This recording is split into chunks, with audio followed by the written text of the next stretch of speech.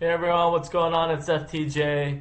For this video, I'm going to do a review for Guardians of the Galaxy Volume 2, the IMAX version. Uh, just saw it Thursday evening, started at 7, just got out, so I figured I'll jump on, do a quick review. If you're caught in between deciding if you want to see it or not see it, maybe you liked the first one, but you didn't think it was great, you're not sure if you want to see the second one. So I'll just kind of give you a little bit of a breakdown of the story that goes on, a couple of the cameos in it, and then a little bit more, maybe some spoiler type stuff towards the end, just in case if you want to see it but you don't want to get spoiled, you can always click off before that. So first, I'll just start off by saying the movie it's a lot better than the first one. I remember it being a lot better than the first one. Of course, the first one was 3 years ago, um, and this one's better too because it does explain, gives you a lot of answers for questions that you might have had from the first movie. So that's what I thought was great. You see this, they make a second one, they kind of copy the first one, and they never answer any questions. This one answers a lot of questions, I felt. And just to kind of give you an idea, some people don't like the comedy part of Guardians of the Galaxy. They think like maybe it should be a traditional Marvel type movie. So I'm just gonna let you know, good or bad, it's 85%. I would say 80 to 85% comedy. It's like friggin' hilarious. I remember being a lot better than the first one. Like I thought the first one was funny. This one just tops it like by a lot more. There's no question. Well, some people might be like, well, I don't want to see another comedy. I want it to be more action. Uh, there's action in it, so I'd say like 80 to 85% comedy. 15%, 10 or 15%, action, and then about 5 or 10%, just to give you an idea of drama, tearjerker stuff. Because I'll let you know, I won't let you know who it is, but there is a main character that dies. Um, so you can either comment and I'll answer, or just do your own research on the internet. I'm sure you'll find out who dies. But yeah, I just want to start off by saying it's great comedy. The Groot, baby Groot, is so funny. The movie kind of even like circles around him, or focuses around him. It made me think about The Hangover, where like you can have a group of comedians in these crazy situations they're going through, and you throw a baby in it, and it just like it multiplies it so much funnier. Because it's like they got to handle all this crazy shenanigans that are going on, and then still make sure they have to keep an eye on the baby, and that's kind of the idea. Um, so I'll go into a little bit of the plot for now. First, the movie starts by them going to meet these people, a queen of this civilization, who they're gold. I think they're made out of gold. They're kind of stuck up, conceited, pretentious because they're like gold, and they think they're like better than everybody. So they have, I forget her name, the green girl, who she's actually like blue in this poster, but she's actually green. Their friend who's on the team. They have her sister, who was from the first movie, who was bad in the first movie, and she's on the top left of this photo, which stupid me, I forgot to mention. This photo is a poster that they handed out in the IMAX version. If you see it in IMAX, you'll get this poster. It's about 1 foot by 2 foot, just to give you a generalized idea of the size of it. They hand them out. They had plenty, but I'm sure as the weekend goes on, they're gonna run out. But it's free. It doesn't cost anything if you see it in an IMAX version. It's in 3D in IMAX. So for the couple extra dollars, it's worth it. For the sound, the action, the 3D, you get a free poster or two free posters. I took two of them. So as I was saying, the green girl from the first movie, they make a trade or do something, I forget, to get her sister, who is in the top left of the poster. who was blue. I forget their names. She was there. She was the prisoner of the gold people, so they made some type of trade so Guardians of the Galaxy crew can get her sister back.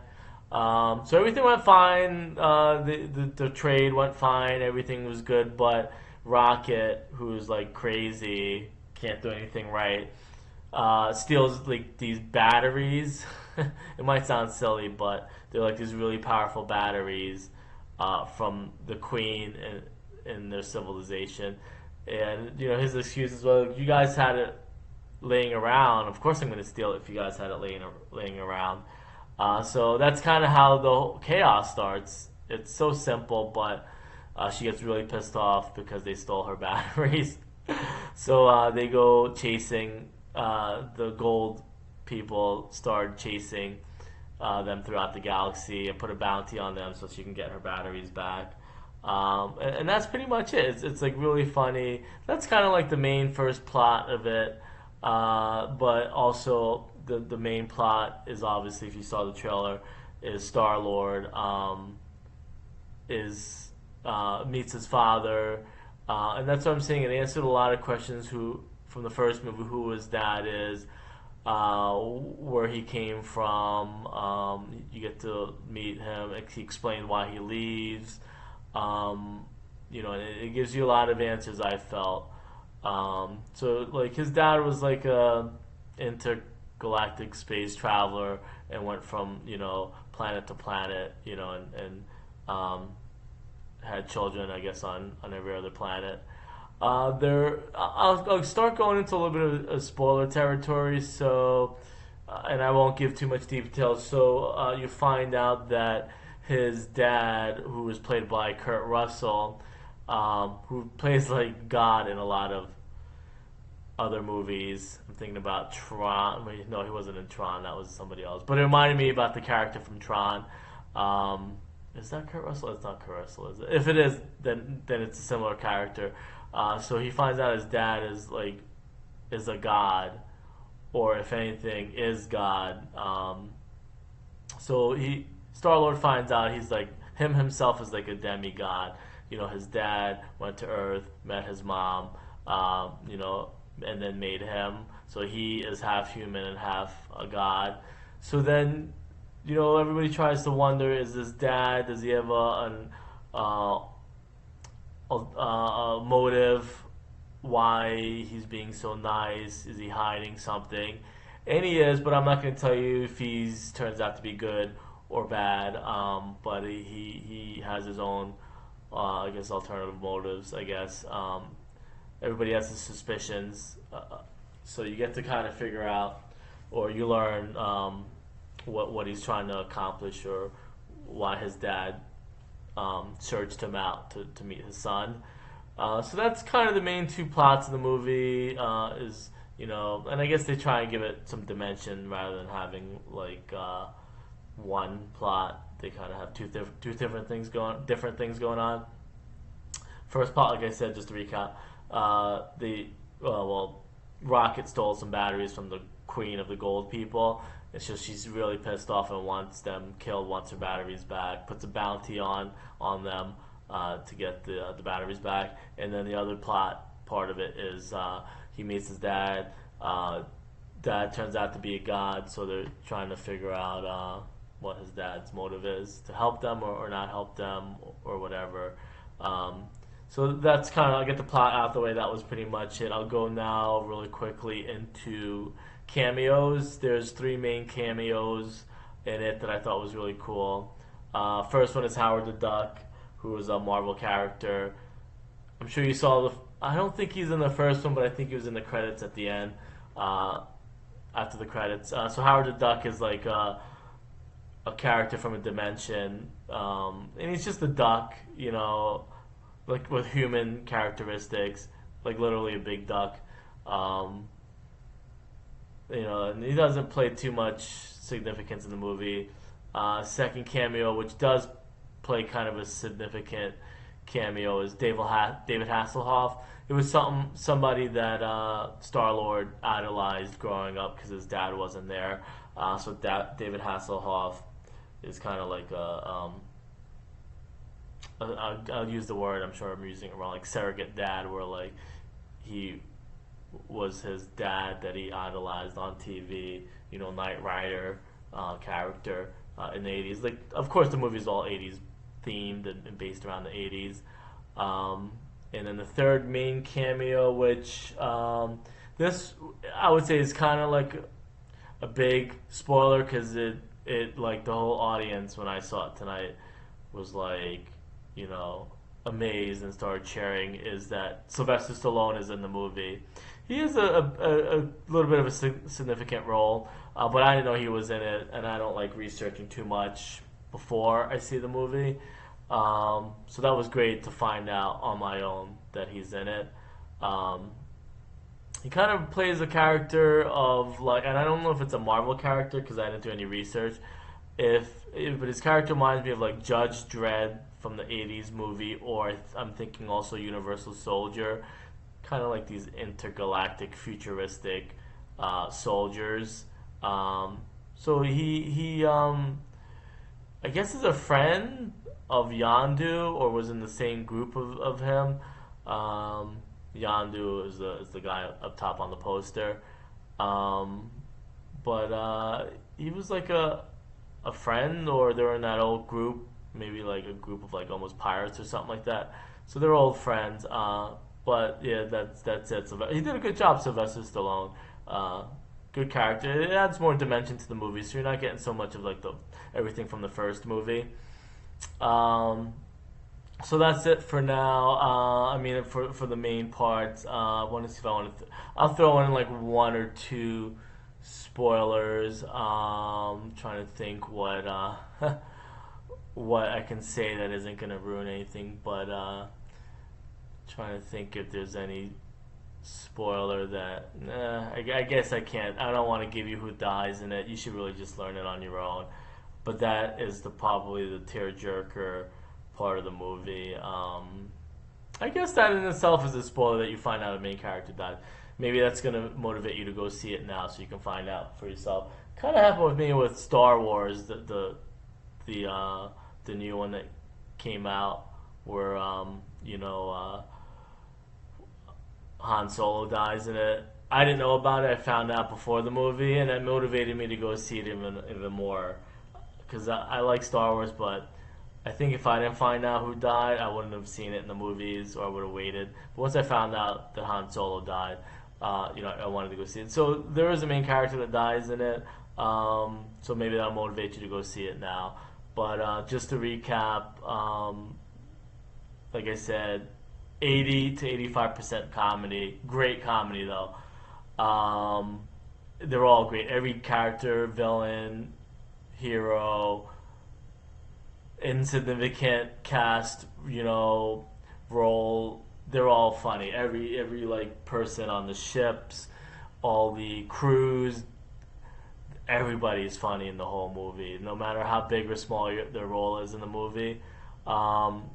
It's funny. It's like 85% all comedy. I'm gonna see it probably like two or three more times just because it's funny as heck.